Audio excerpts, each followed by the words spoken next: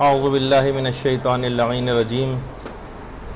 بسم اللہ الرحمن الرحیم الحمد للہ وکفا وسلام علی عبادہ الذین اصطفیٰ. درود بھیجیے محمد وعلیہ.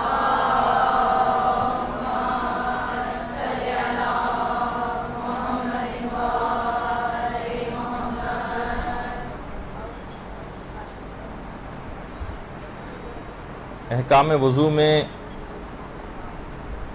وضو جبیرہ کے جو مسائل تھے اس پر ہماری گفتگو جاری تھی، اور پیغمبر اسلام کی ایک حدیث سے ہم نے پچھلی دفعہ اپنی گفتگو کا آغاز کیا تھا کہ اسلام میں نہ تو ضرر دینے کا حکم ہے اور نہ ہی ضرر اٹھانے کا حکم ہے. آپ ذرا مطمئن رہیے، ایک دم سے میں اپنی آواز کو اتنا تیز کیسے کر دوں شروع میں.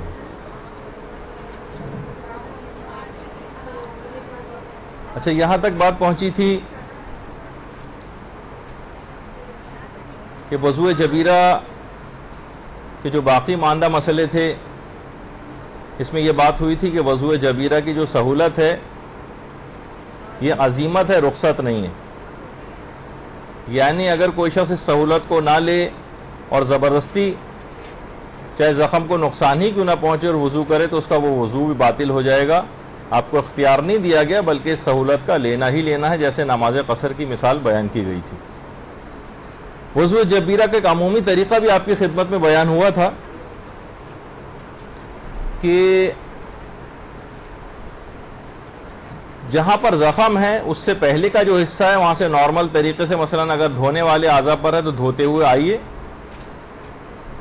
اور پٹی کے اوپر ہاتھ پھیریے، اور پھر جو باقی ماندہ نارمل حصہ ہے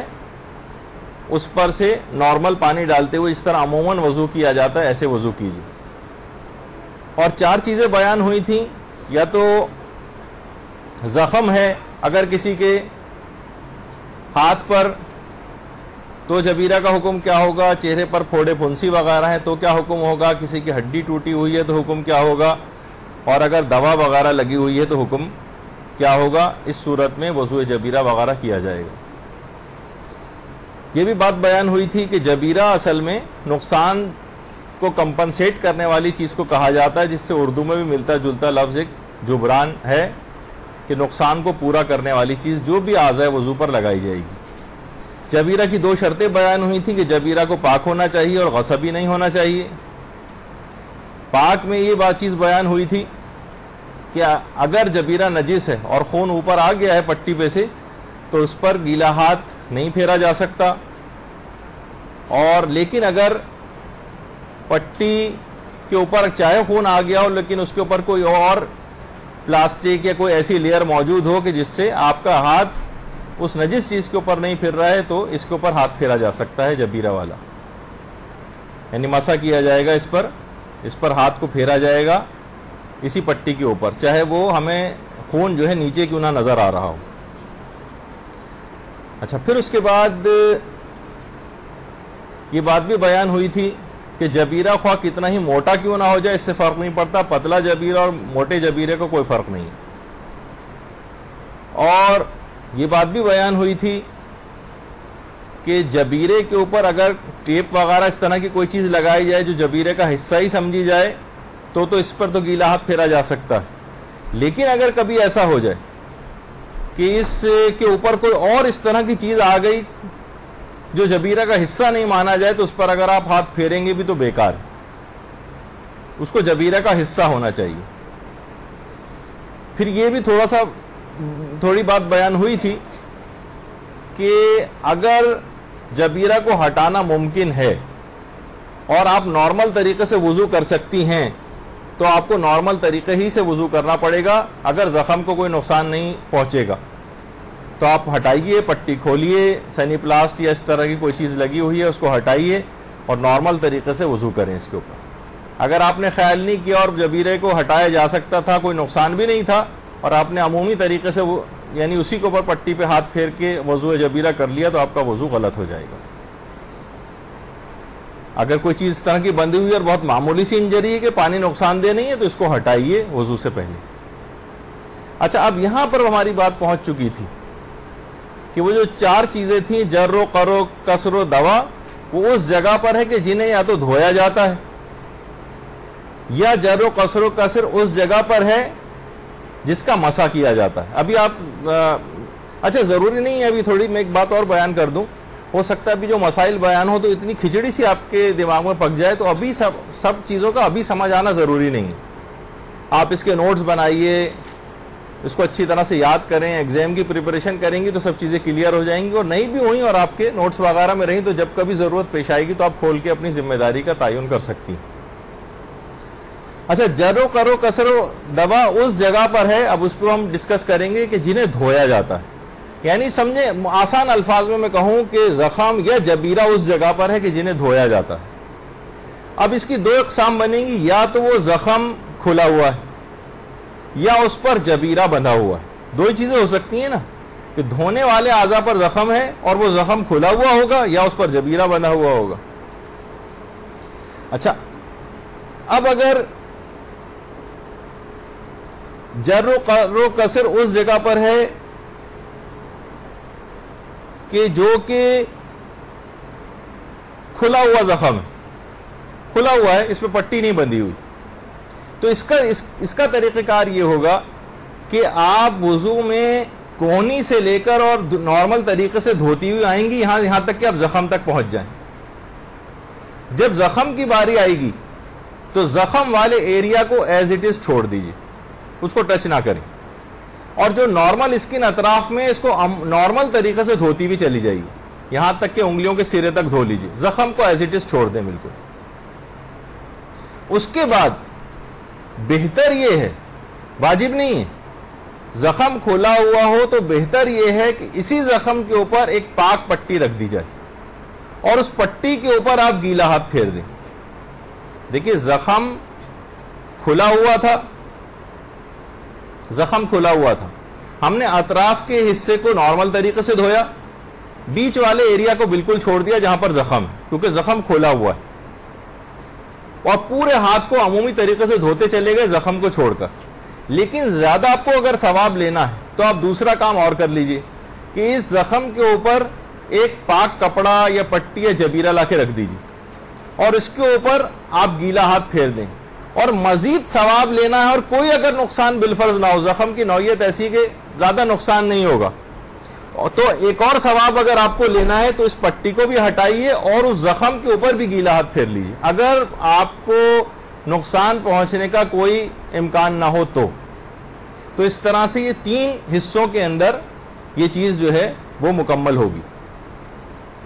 تو آپ نے دیکھا کہ دھونے والے اعضاء پر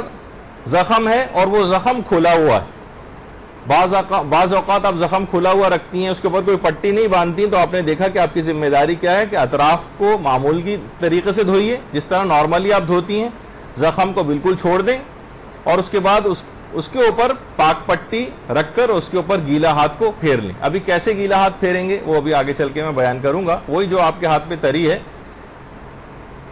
جو آپ وضو کے اندر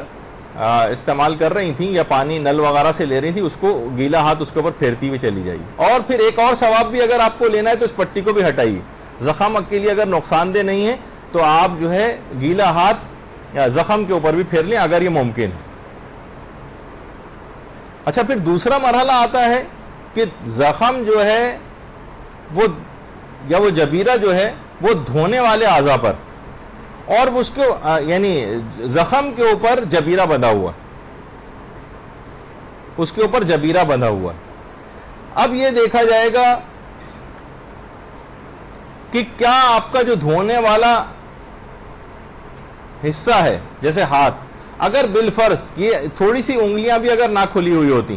اور یہ پورا ہاتھ جو ہے جبیرے کے اندر ہوتا تو پھر زیادہ تر مجتہدین یہ بات بیان فرماتے ہیں کہ پھر آپ وضو جبیرہ بھی کریں اور تیمم بھی کریں۔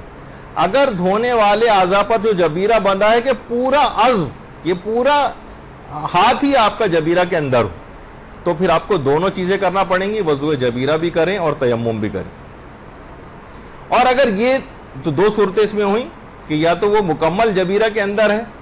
یا اس پر کچھ جبیرہ بندھا ہوا ہے، جیسے کہ یہ آپ کے سامنے تصویر، کچھ جبیرہ اس پہ. میں نے ابھی اس سے پہلے والا فرض یہ کیا کہ جبیرہ انگلیوں پر بھی آگے اور پورا ہاتھ جبیرہ کے اندر ہے, تو آپ نے سنا کہ پھر ذمہ داری یہ ہوگی کہ وضوء جبیرہ بھی کریں اور تیمم بھی کریں. لیکن اگر مکمل جبیرہ ہاتھ کے اوپر نہیں بندھا ہوا اور کچھ حصہ بھی, چاہے تھوڑا سا حصہ ہی کیوں نہ صحیح, جبیرہ سے باہر, تو اس پٹی کے اوپر یا اس پلاسٹر کے اوپر کونی سے لے کر نارمل طریقے سے دھوتے ہوئے آئیے, جس طرح گیلا ہاتھ پھیرتے ہوئے نیچے تک آئیے, اور اس کے بعد یہ والا جو حصہ ہے جو اب کھلا ہوا رہ گیا ہے اور وہاں پر جبیرہ نہیں ہے, اس کو نارمل طریقے سے دھوئیں. یعنی اس کے اوپر گیلا ہاتھ پھیرتے ہوئے نیچے تک آئیں پلاسٹر کے اوپر یا جو پٹی ہے اس کے اوپر, اور یہ والا حصہ جو کھلا ہوا رہ گیا ہے اس کو نارمل طریقے سے دھوئیے. یہ آپ کی ذمہ داری بنے گی. یعنی یہی صحیح موقع ہوگا وضوء جبیرہ کے لیے کہ جبیرہ میں کچھ حصہ ہاتھ کا یا دھونے والے اعضاء کا جبیرہ اس کے اوپر بندھا ہوا ہے اور ہاتھ کا کچھ حصہ جو ہے وہ کھلا ہوا ہے, تو پھر وضوء جبیرہ کا یہ موقع اس طرح سے بنے گا کہ کوہنی سے لے کر گیلا ہاتھ پھیرتی ہوئی, اس طرح سے گیلا ہاتھ اس کے اوپر پھیرنا ہے کہ ذرے ذرے کے اوپر سے گیلا ہاتھ گزر جائے. بہت زیادہ وسواس کا شکار نہ ہو کہ وہ جو بینڈیج وغیرہ کے اندر جو اسکوائر ٹائپ کا ایک وہ پٹی کے اندر جو حصے ہوتے ہیں اس کے بیچ میں آپ کو ہاتھ نہیں پھیرنا ہے, بلکہ پٹی کے اوپر جس طریقے سے آپ ہاتھ میں آپ خیال کرتی ہیں کہ ذرے ذرے پہ سے آپ کا ہاتھ گزر جائے, اس طرح سے گیلا ہاتھ جو ہے آپ کا جو وہ پٹی کے اوپر سے ذرے ذرے پر سے گزر جائے. جس طریقے سے آپ نارملی ہاتھ کو پھیرتی ہیں اس کے اوپر کہ ہر جگہ جو ہے پانی پہنچانے کے لیے اس طرح سے باریک بینی سے ہاتھ پھیرا جاتا ہے, ایسا ہی وہ گیلا ہاتھ باریک بینی کے ساتھ پٹی کے اوپر بھی پھیرا جائے گا. اور اس کے بعد پھر جو حصہ کھلا ہوا رہ گیا ہے اس کے اوپر اس کو نارمل طریقے سے پانی ڈال کے دھوئیے کہ جس طریقے سے آپ عام طور پر وضو میں دھوتی ہیں. تو یہ ایک ذمہ داری بن گئی کہ دھونے والے اعضاء پر جبیرہ تھا, اگر کھلا ہوا تھا تو آپ نے دیکھا کہ اس کھلے ہوئے حصے کو چھوڑ دینا تھا, پھر اس کے اوپر پٹی ایک رکھ کے اس پہ ہاتھ پھیرنا تھا, اور زیادہ بہتر یہ تھا کہ پٹی کو بھی ہٹائیے اور زخم پہ بھی ہاتھ پھیر لیجیے. پھر یہ تھا کہ دھونے والے اعضاء پر جبیرہ بندھا ہوا ہے, اگر پورا جبیرہ بندھا ہوا ہے, کوئی سا بھی حصہ کھلا ہوا نہیں ہے, تو وضوء جبیرہ بھی کرنا تھا اور تیمم بھی کرنا تھا. لیکن تھوڑا سا حصہ بھی اگر کھلا رہ گیا ہے دھونے والے اعضاء کا, کچھ زیادہ تر حصے پہ جبیرہ اور کچھ حصہ خالی ہے مثلا, تو پھر آپ کو اس پر گیلا ہاتھ پھیرتے ہوئے آئیے, اور جو نارمل ہاتھ جہاں پر جبیرہ نہیں بندھا ہوا ہے اس پر عمومی طریقے سے جو آپ پانی ڈال کر دھوتی ہیں اس طرح سے دھونا ہوگا. اب آ جائیے دوسرا حصہ کہ جر و قر و کسر و دوا اس جگہ پر ہے جس کا مسح کیا جاتا ہے. یعنی اب ایک لحاظ سے دیکھا جائے وہ زخم جو ہے یا وہ ٹوٹی ہوئی ہڈی جو ہے یا وہ پھوڑے پھنسی جو ہیں, یہ جو بھی زخم ہے وہ اس جگہ پر ہے جہاں پہ مسح کیا جاتا ہے, یعنی یا تو سر پر ہے یا پاؤں پر. یہی دو صورتیں جو دھونے والے اعضاء میں تھیں, یہی دو صورتیں یہاں پر بھی بنیں گی. اچھا, اگر کھلا ہوا ہے, دیکھیے بہت سارے ایسے زخم ہوتے ہیں کہ مثلا اس پہ پٹی نہیں بندھی ہوئی, تو دیکھیے اگر مثلا کوئی ایک انگلی کے اوپر ہے ایسا, تو آپ اسے ایک انگلی کو چھوڑ دیجئے اور جو نارمل انگلیاں آپ کو نظر آ رہی ہیں اس پر عمومی طریقے سے ہی جس طرح آپ مسح کرتی ہیں ویسے مسح کر لیجئے. تو یہاں تو ایک لحاظ سے دیکھا جائے تو وضوء جبیرہ کا مسئلہ ہوگا بھی نہیں. لیکن بعض اوقات ایسا ہوتا ہے کہ پاؤں کے اوپر اس طرح کی انجری بالکل بیچ میں آ گئی ہے کہ وہاں پر اور زخم کھلا ہوا ہے, زخم کھلا ہوا ہے, تو یہاں پر بھی علماء کے دو گروہ ہیں. اب وضوء جبیرہ کے اندر میں ایک بات آپ کو اور بتا دوں کہ مجتہدین کا آپس میں بہت زیادہ فتاوے میں اختلاف, اور اگر ہر جگہ میں احتیاط واجب اور پھر رجوع, احتیاط واجب اور رجوع یہ سب کچھ بتاؤں گا تو بہت پیچیدہ ہو جائے گی بات. تو میں اس طرح سے ذکر کروں گا کہ مجتہدین کے دو گروہ ہیں. کچھ مثلا کہتے ہیں کہ وضوء جبیرہ بھی کریں اور تیمم بھی کریں, اور کچھ علماء یہ کہتے ہیں کہ جبیرہ کریں. تو زیادہ بہتر اور احتیاط کا تقاضا یہ نہیں کہ اگر آپ کمپلیکیشن زیادہ نہیں پڑھنا چاہتی تو وضوء جبیرہ بھی کر لیجئے اور تیمم بھی کر لیجئے. زیادہ تر حالات میں اگر آپ ایسا کر لیں اور دونوں چیزیں کر لیں تو آپ بالکل بری الذمہ ہو جائیں گے کہ میں نے جو بھی اپنا فریضہ تھا وہ ادا کر لیا, کہ ان دو ہی چیزوں میں سے کوئی سی ایک چیز ممکن ہوگی, اور دونوں کر لیں تو یہ زیادہ احتیاط سے قریب ہو جائے گا.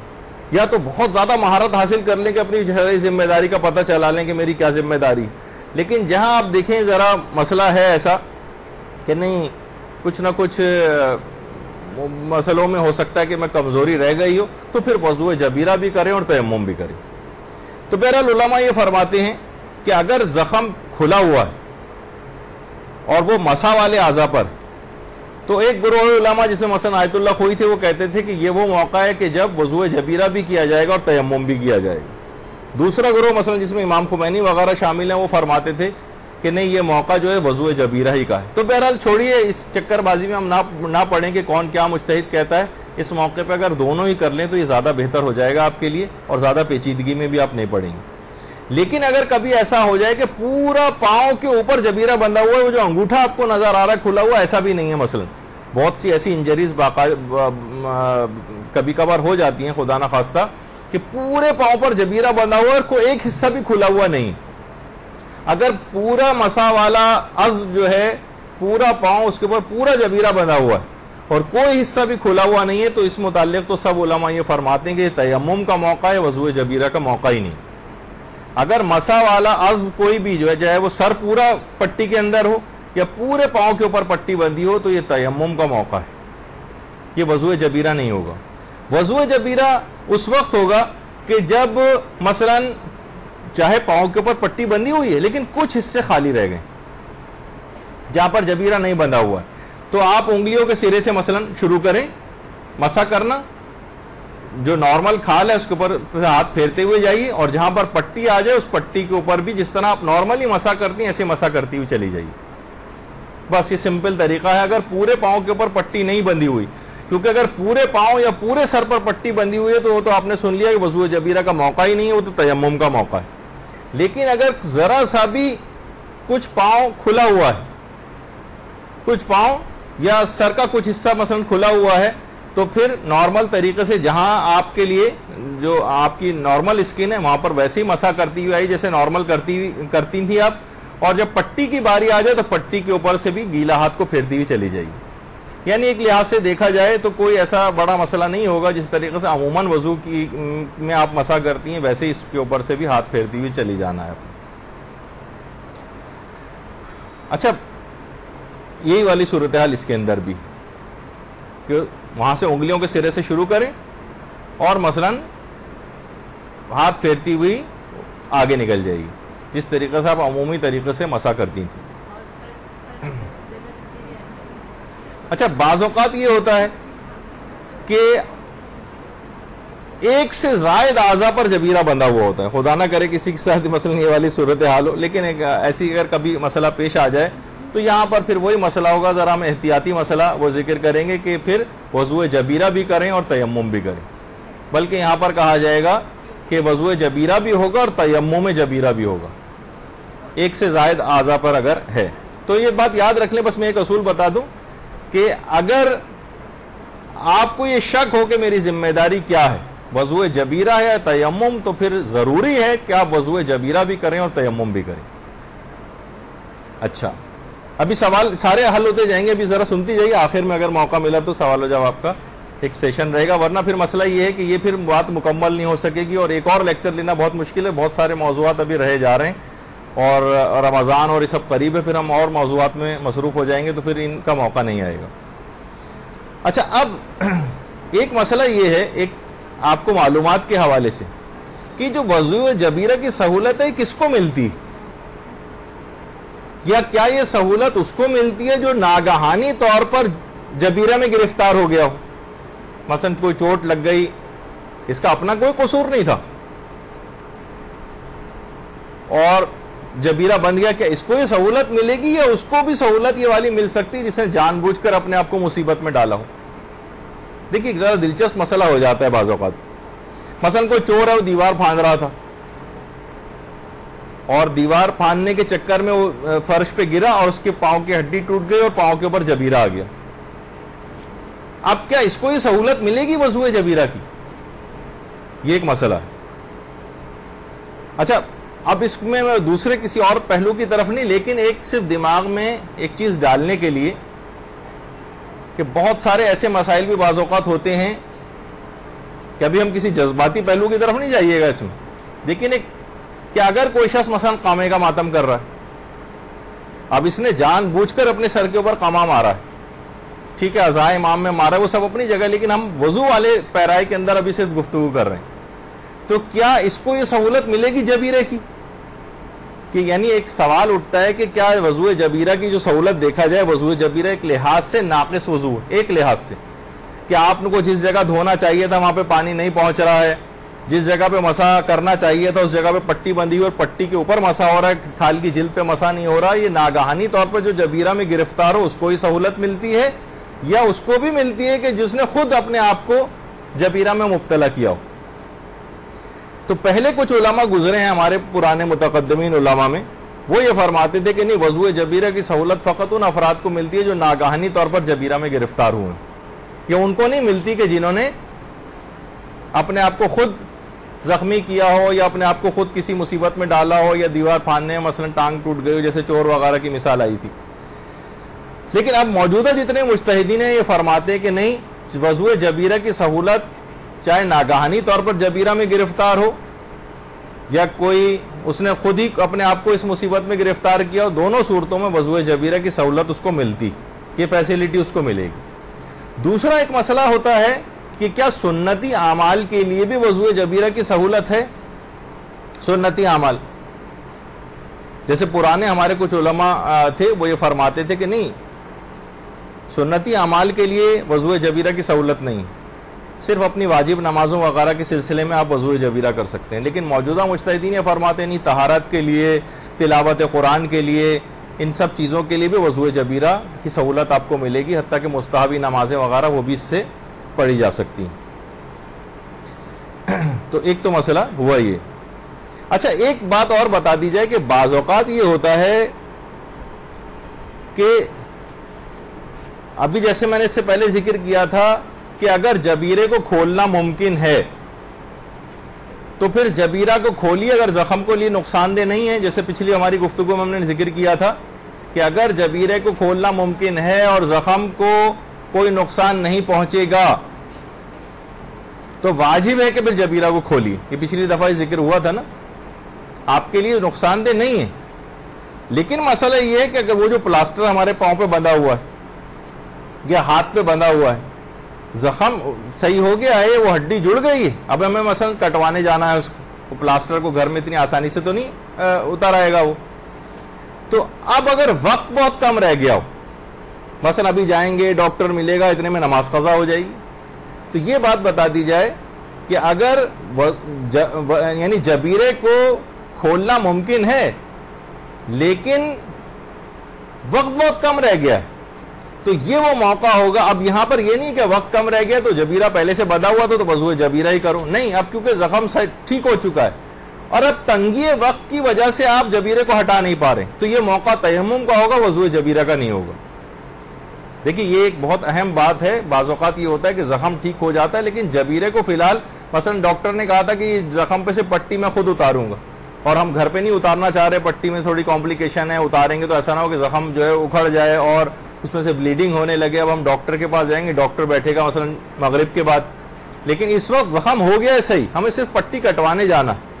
تو اب اس موقع پر ہمیں مثلا ہم نے نماز نہیں پڑھی ظہر اثر کی،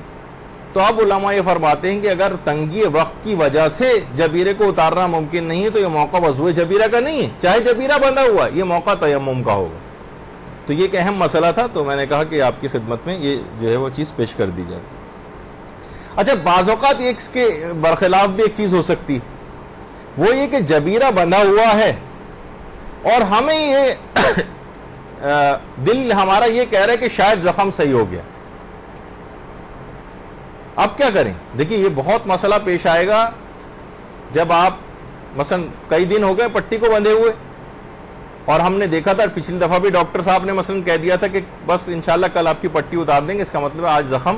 صحیح ہو گیا ہو، تو اگر فقط احتمال ہے، معمولی سے صرف پرسنٹیج ہے، 20% 30% دل یہ کہہ رہا ہے کہ زخم صحیح ہو گیا ہے، تو یہ موقع تو وضو جبیرہ کا ہے جب تک یہ احتمال باقی رہے کہ زخم صحیح نہیں ہوا ہے،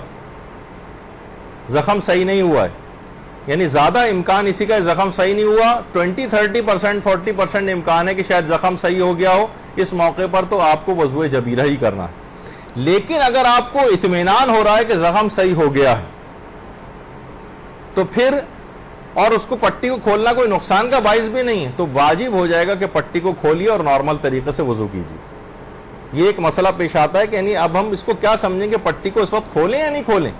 تو اس میں یہ ہے کہ اگر صرف احتمال ہو رہا ہے کہ زخم صحیح ہوا ہے تو یہ وضو جبیرہ ہی کا موقع ہے، پٹی کو فی الحال کھولنا واجب نہیں. لیکن اگر اطمینان ہو گیا ہے کہ زخم ٹھیک ہو گیا ہے، 100% یقین تو پٹی کھلنے کے بعد ہی پتہ چلے گا، لیکن دل کو اطمینان یا ظن ہو رہا ہے اور پٹی کو کھولنے سے کوئی نقصان بھی نہیں ہے، تو پھر علماء یہ فرماتے ہیں کہ پھر واجب ہو جائے گا کہ آپ پٹی کو کھولیے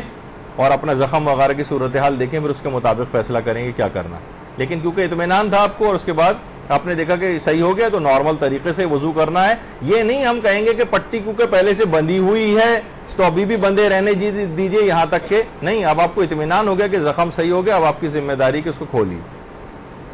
اچھا، اب ایک بات میں پہلے ایک مثال بتاؤں گا، پھر اس کے بعد پھر یہ آپ کو کام آنے والا مسئلہ ہے عمومی زندگی میں. جب یہ مسائل پیش آ جاتے ہیں تو اس وقت کوئی بتانے والا وہاں پر نہیں ہوتا ہے. مثلا اگر کوئی شخص بیمار ہے یا مثلا جہاز میں بیٹھا ہوا ہے، اب سفر ہے 16 گھنٹے کا، مثلا کسی دوسرے ملک جا رہا ہے، اب وہاں پر کھڑے ہو کر بہت سے حالات میں جہاز میں کھڑے ہو کر نماز پڑھنا اگر ممکن نہ ہو، بعض اوقات دیکھیے ایسی صورتحال ہوتی کھڑے ہو کر ممکن بھی ہے، تب بھی ہلتی ہوئی جگہ پہ آپ، جیسے کہ آپ نے اس سے پہلے سنا کہ ہلتی ہوئی جیسے ٹرین ہے، چل رہی ہے ٹرین، اس میں کب جو ہے وہ آپ کو اجازت ملے گی اس میں بیٹھ کے نماز پڑھنے کی اور کب نہیں ملے گی، یہ تو خیر ابھی آگے چل کر ذکر آئے گا. لیکن مثلا کوئی بیمار ہے تو کیا بیمار یہ سوچ رہا ہے کہ بھائی جب میں بیمار ہوں، بستر پہ لیٹا ہوا ہی ہوا ہوں یا مثلا ویل چیئر پہ بیٹھا ہوا ہی ہوا ہوں، تو کیوں نہ میں اپنی قضا نمازیں پڑھنا شروع کر دوں؟ کیا اس کو اجازت ہے کہ یہ بیمار شخص اپنی قضا نمازیں پڑھ سکے ناقص حالات میں بیٹھ کے یا لیٹ کے؟ یا جہاز میں جو 16 گھنٹے کا سفر کر رہا ہے، یہ جہاز میں جو ہلتی ہوئی مثلا ایک جگہ ہے اس کے اوپر وہاں پر بیٹھ کے اپنی قضا نمازیں پڑھ سکے؟ تو یہ بات دماغ میں یاد رکھیے. دیکھیے بعض حالات میں جہازوں میں بھی جو سیٹوں کے درمیان کی جگہ ہوتی، اور قبلے وغیرہ کی بھی بہت ساری ایئر لائنز ایسی ہیں جس میں قبلہ وغیرہ بھی، ایمریٹس ہے اور بہت ساری سعودی عرب کی ایئر لائنز ہیں یا پاکستان میں پی آئی اے وغیرہ بھی ہے، اس میں قبلے کی ڈائریکشن بھی آ رہی ہوتی ہے سامنے اسکرین پہ. ورنہ پھر یہ کہ وہ الگ ایک طریقہ کار ہے جو ہم الگ بحث میں چلے جائیں گے کہ جہاز میں کیسے نماز پڑھیں گے. لیکن ابھی اس کو چھوڑ دیجئے، کیونکہ اگر میں جہاز میں نماز یا ٹرین میں یا بس میں نماز کیسے پڑھی جائے اور کب پڑھی جائے تو ہم الگ سمت میں نکل جائیں گے. ابھی ہمیں وضو جبیرہ کا مسئلہ تھوڑا سا ڈسکس کرنا ہے. تو ایک یہ ہے کہ جب جہاز میں ہیں ہی تو پھر کیوں نہ ہم جو ہے اپنی قضا نمازیں بھی پڑھنا شروع کر دیں. تو یہ بات یاد رکھ لیں، جیسے کہ اگر کوئی شخص بیمار ہے تو اگر وہ اپنی صحت یابی سے مایوس ہے، پہلے میں یہ مسئلہ بتا دوں کہ بحث اصل میں یہ ہوتی ہے، ایک جملہ ذرا مشکل سا ہے لیکن یہ اگر آپ سمجھ لیں تو ابھی جو میں مسئلے بتانے جا رہا ہوں آپ کے لیے بہت آسان ہو جائیں گے. ذرا مشکل سا ہے لیکن سمجھ لیں گی تو آسان ہو جائے گا. کیا وضو جبیرہ رافع حدث ہے یا مبیح نماز ہے؟ یعنی کیا یہ جو وضو جبیرہ ایک لحاظ سے دیکھا جائے ایک ناقص وضو ہے، آپ کا ہاتھ اس جگہ پر نہیں جا پا رہا ہے کہ جہاں پر آپ کی کھال، تو کیا یہ گندگی کو دور کرتا ہے یا یہ فقط نماز کو مباح کرتا ہے؟ گندے آپ ویسی گندگی سے مراد جو روحانی نجاست ہے وہ ایسی رہے گی، کیونکہ وضو اور غسل سے آپ کو پتہ ہے کہ روحانی نجاست دور ہوتی، جسمانی طور پر تو نجاست کے لیے آپ کو نجاست کو ہٹانا پڑتا ہے جسم سے. تو کیا یہ حدث کو رفع کرتا ہے مکمل طور پر؟ کیا وضو جبیرہ میں اتنی طاقت ہے کہ آپ کی روحانی نجاست کو، جو کہ آپ ناقص وضو کر رہی ہیں، یہ نارمل وضو کی طرح سے آپ کی روحانی نجاست کو مکمل طور پر برطرف کر دے؟ کیا اتنا طاقتور ہے یا یہ فقط نماز کو مباح کرتا ہے کہ اس سے فقط نمازیں پڑھ سکتے ہیں آپ؟ ابھی سنتی جائیے، ابھی ذرا اب کیونکہ سوال کریں گے تو پھر وہ بات وہیں کی وہیں رہ جائے گی. میں بڑی معذرت خواہ ہوں، لیکن اصل میں جو مسائل فقہ وغیرہ کی جو کلاسز ہوتی ہیں نا، اس میں انٹریکٹیو طریقہ زیادہ اختیار کرنا جو ہے اس سے بہت سب لوگوں کا جو ہے وہ وقت جو ہے وہ برباد ہو جاتا ہے. تو انڈیویجول بہت سے لوگوں کے دماغ میں مسئلے آ رہے ہوتے ہیں، کیونکہ ہر ایک کے دماغ میں مسئلے آتے جا رہے ہیں، میں ہر ایک کے جواب دیتا جاؤں گا تو یہ آگے ہم کب بڑھ پائیں گے. تو اس کے لیے کہ اگر انڈیویجول کوئی مسئلہ دماغ میں کسی کے آ رہا ہے تو وہ تحریراً لکھ کے دریافت کر لے تاکہ یہ مکمل طور پر ایک نشست میں اس کو ہم مکمل کر دیں. تو کیا وضو جبیرہ میں اتنی طاقت ہے کہ آپ کی روحانی گندگی کو مکمل طور پر دور کر دے یا فقط نماز کو مباح کرتا؟ اچھا، یہی مسئلہ تیمم میں بھی آتا ہے. تیمم کہ جو تیمم آپ کرتی ہیں، وضو میں تو چلیں آپ چیزوں کو دھو رہی ہیں، لیکن تیمم میں مثلا پیشانی کا تیمم ہو رہا ہے یا ہاتھ کی پشت کا مثلا اس کے اوپر ہاتھ پھیرا جا رہا ہے، تو کیا تیمم پورا آپ کو پاک کر دیتا ہے؟ کیا تیمم میں اتنی طاقت ہوتی ہے کہ آپ کے حدث کو مکمل دور کر دے، یا صرف یہ نماز کو صرف مباح کرتا ہے کہ بھئی نماز اس سے پڑھ سکتے ہیں خالی؟ دیکھیے ایران وغیرہ میں یا عرب ممالک میں بھی باقاعدہ اس طرح سے گھروں کے اندر چیزیں جو شیلف وغیرہ ٹائپ کے ہوتے ہیں وہ لگے ہوتے ہیں جس پر ہاتھ مار کے تیمم کیا جا سکتا ہے. بہت سے لوگوں کے گھر میں تھال ٹائپ کے ہوتے ہیں جس میں بجری وغیرہ یا مٹی وغیرہ جو ہے پڑی ہوئی ہوتی ہے تاکہ اس کے اوپر تیمم کیا جا سکے. تو گھروں میں یہ چیزیں ہونی چاہیے بہرحال. تو دیکھیے اگر تیمم سے آپ مکمل طور پر پاک ہو جاتی ہیں تو اس کا مطلب یہ کہ آپ مسجد میں بھی جا سکتی ہیں. تیمم کر کے انسان مسجد بھی جا سکتا ہے. ٹھیک ہے. اگر حدث مکمل رفع ہو رہا ہے، گندگی روحانی مکمل طور پر دور ہو رہی ہے، تو تیمم کر کے مسجد میں بھی جانے کی اجازت مل جائے گی. مثلا تیمم کر کے قرآن کے حروف کو چھونے کی اجازت بھی مل جائے گی، یا مثلا خانہ کعبہ میں جانے کی اجازت بھی مل جائے گی، مسجد الحرام میں داخل ہونے کی. یعنی ہم نجس تھے تو علماء سارے کے سارے متفق ہے کہ جی ہاں تیمم رافع حدث بھی ہوتا ہے اور مبیح نماز بھی ہوتا ہے. یعنی یہ حدث کو بھی مکمل دور کر دیتا ہے اور نمازیں تو آپ اس سے پڑھ ہی سکتی ہیں. یعنی جو تیمم آپ کرتی ہیں اس سے آپ پوری نجاست آپ کی دور ہو جاتی ہے سوائے تنگی وقت کے تیمم کے. یعنی مثلا آپ صبح اٹھی ہیں اور صرف 2 منٹ رہ گئے ہیں نماز ورنہ قضا ہو جائے گی، اب آپ نے وضو کرنے کا اس وقت ٹائم نہیں. اب اور مثلا کسی شخص پر یعنی اس وقت وضو کرنے جائے گا یا غسل کرنے جائے گا تو اتنا وقت نہیں، تو تنگی وقت کا تیمم یہ صرف مبیح نماز ہوتا ہے. یہ صرف نماز کو مباح کرتا ہے، باقی اور چیزیں آپ کے لیے جائز نہیں ہوتی کہ آپ قرآن کے حروف کو ہاتھ لگا سکیں اور مسجد میں جا سکیں. مسجد میں چلیں ایک دروازے سے دوسرے دروازے کا ایک مسئلہ ہوتا ہے، لیکن خانہ کعبہ کے اندر یا مسجد الحرام میں داخل ہونے کا جو مسئلہ ہے وہاں پر اجازت آپ کو مل جائے، ایسا نہیں ہوتا. تو بہرحال یہ تمام چیزیں ایسی ہیں کہ تنگی وقت کا جو تیمم ہے یہ صرف نماز کو مباح کرتا ہے اور گندگی کو مکمل دور نہیں کرتا. اچھا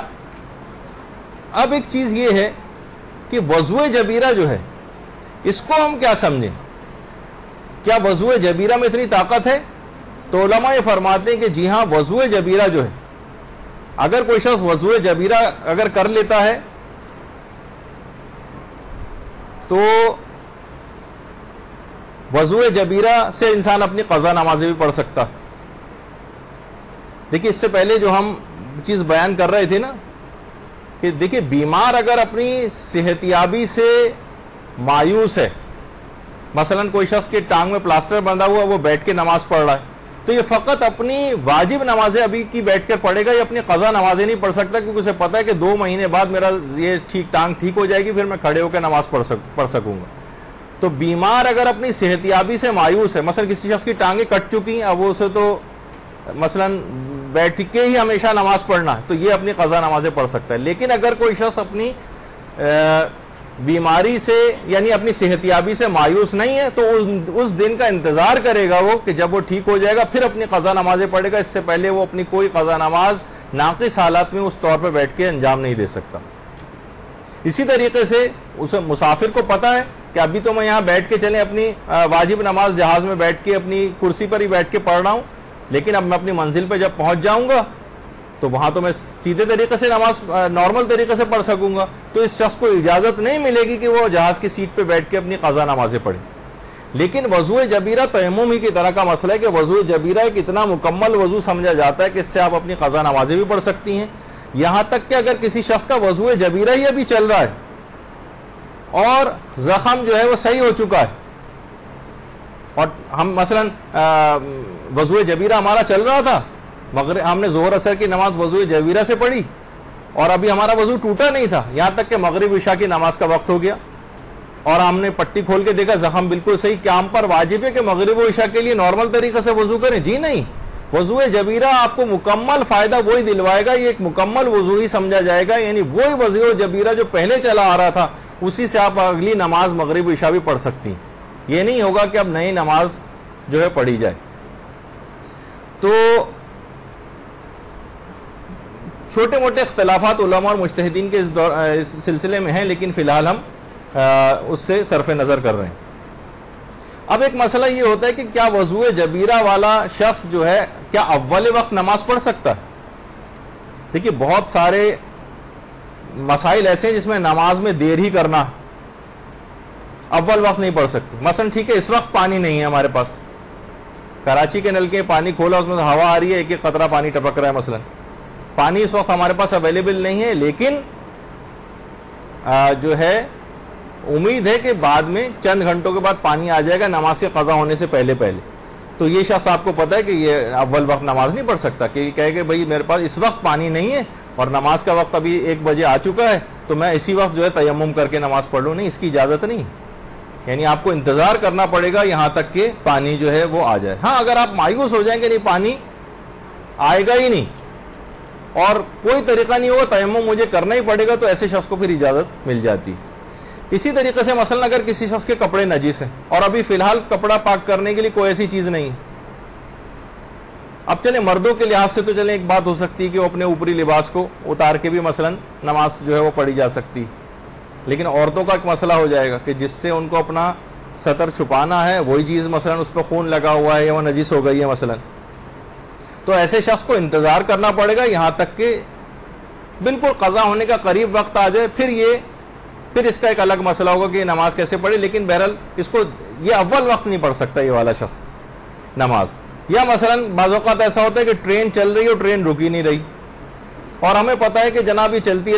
رہے گی یہاں تک کہ نماز کا وقت جو ہے قضا ہو جائے گا ہمارا.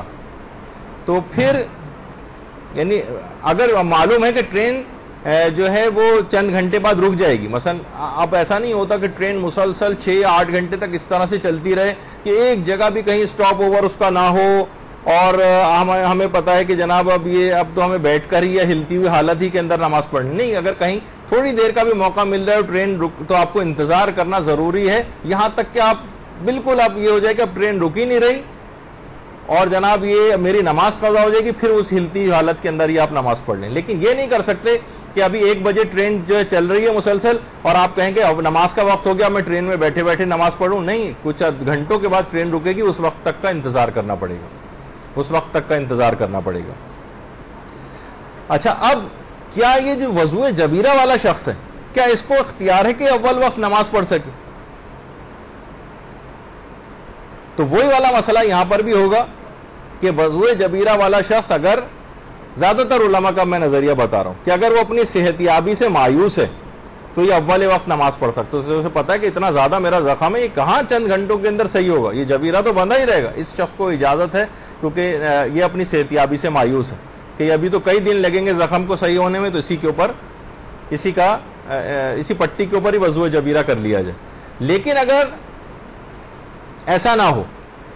اور اس کا امکان ہو کہ زخم جو ہے وہ ٹھیک ہو جائے گا تو پھر اس کو انتظار کرنا پڑے گا. البتہ آقا سیستانی فرماتے ہیں یعنی کہ نہیں، وضو جبیرہ والا شخص بھی اول وقت نماز پڑھ سکتا ہے. البتہ اگر زخم صحیح ہو گیا تو پھر فرماتے ہیں کہ احتیاط مستحب ہے کہ نماز کو دوبارہ پڑھ لو. یعنی ہم نے شام کے وقت کھول کے دیکھا تو پتہ چلا زخم تو صحیح ہو چکا تھا. وہ کہتے ٹھیک ہے اول وقت میں تم نے وہ جو نماز پڑھ لی وہ ٹھیک تھی، لیکن زیادہ ثواب لینا ہے تو احتیاط مستحب ہے کہ دوبارہ نماز کو پڑھ لو. اچھا، اب یعنی جسے ہم کہتے ہیں کہ وہ شخص کہ جو کہ اپنی صحت یابی سے مایوس، جیسے بہت سارے ایسے زمین گیر قسم کے مریض ہوتے ہیں، اب انہیں پتا ہے کہ اب بہت مشکل ہے کہ بلکہ ان کے دل کو یقین ہوتا ہے کہ اب ہم ٹھیک نہیں ہو سکیں گے، اور اسی طرح سے ہی بیٹھے بیٹھے مثلا اب ایسے اشخاص کو اجازت ہے کہ بیٹھ کے بھی اپنی نمازیں وغیرہ پڑھ سکتے ہیں.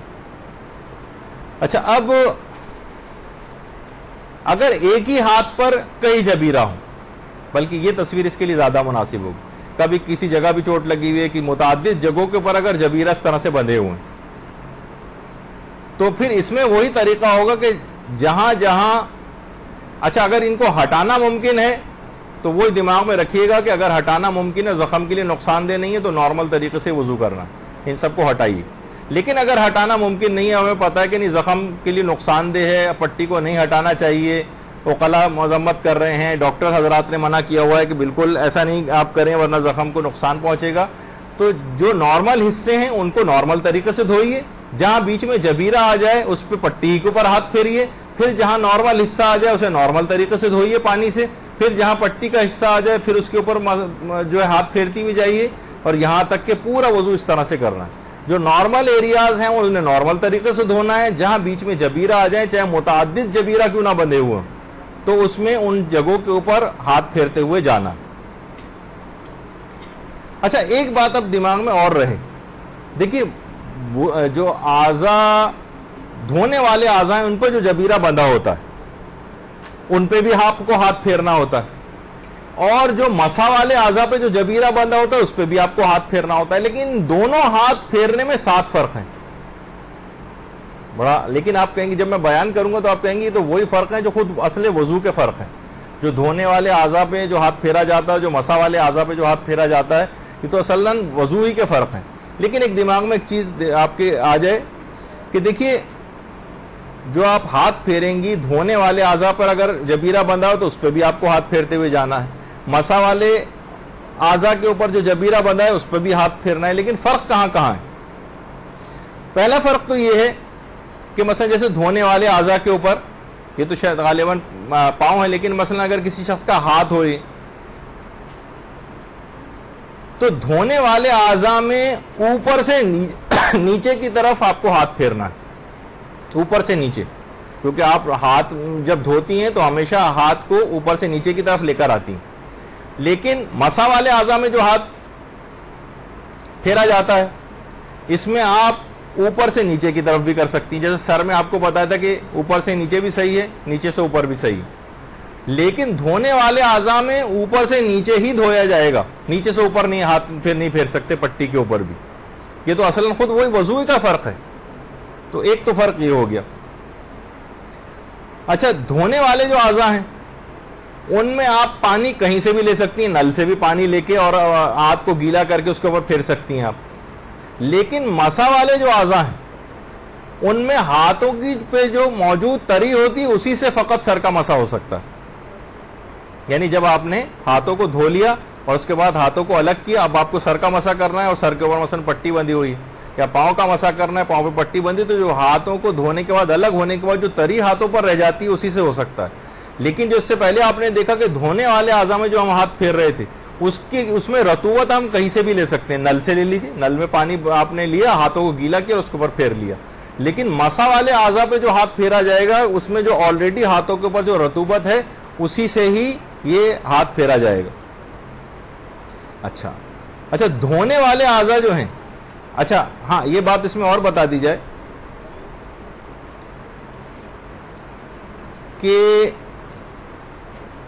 کہ جو دھونے والے اعضاء ہیں اس میں کسی طرح بھی ہاتھ پھیرا جا سکتا ہے. چاہے تو آپ انگلیاں دھونے والے اعضاء پر جو جبیرہ بندھا ہے اس پہ انگلیوں سے چاہے ہاتھ پھیریں, چاہے ہتھیلی سے ہاتھ پھیریں, چاہے ہاتھ کی پشت سے ہاتھ پھیریں, چاہے کلائی سے ہاتھ پھیر لیں. لیکن مسا والے اعضاء میں آپ کو پتا ہے کہ صرف آپ کے جو ہاتھ ہوتے ہیں ان کی ہتھیلیاں یا انگلیاں صرف اس سے ہو سکتا ہے.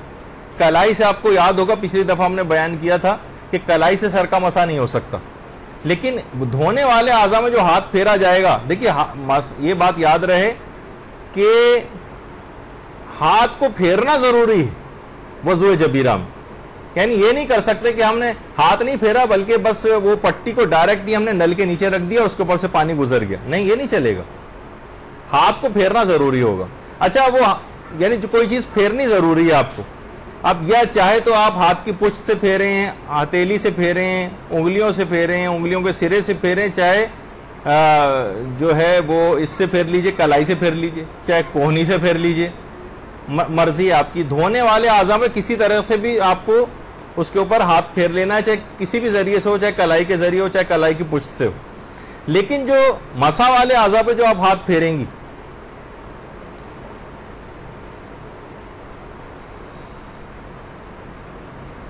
اس میں